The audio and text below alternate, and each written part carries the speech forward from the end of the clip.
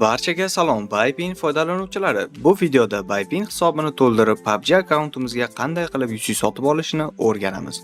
Buning uchun birinchi o'rinda Buypin hisobimizni to'ldirib olishimiz kerak. Buypin hisobini to'ldirish uchun hisobni to'ldirish tugmasini bosamiz va o'zimizga kerak bo'lgan to'lov sistemasini tanlaymiz. Misol uchun Humo va o'zimiz tushirmoqchi bo'lgan to'lov miqdorini yozamiz. Misol uchun 12.000 so'm va davom etishni bosamiz va tasdiqlaymiz.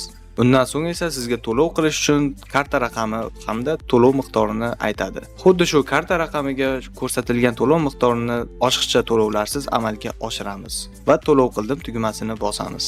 Agar sizni pulingiz tushmagan bo'lsa, to'lovingiz amalga oshirilmoqda deb turadi. Hozir men telefonimdan 12.000 so'm tashladim va ozgina kutamiz. 30 soniyadan so'ng to'lov qildim tugmasini bosamiz. Yana bosib ko'ramiz va to'lov muvaffaqiyatli amalga oshirildi va hisobimizga pul kelib tushadi va o'zimizga kerak bo'lgan mahsulotni sotib olamiz. Misol uchun men PUBG Mobile ga UC sotib olmoqchiman. PUBG ni tanlayman va ID ni kiritaman va davom etishni bosaman. Bo'ldi do'stlar, buyurtma qabul qilindi.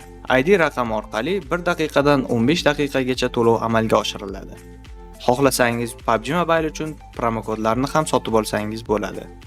Hammaga omad, sizlar bilan Buypin bo'ldi. Buypin biz bilan juda qulay.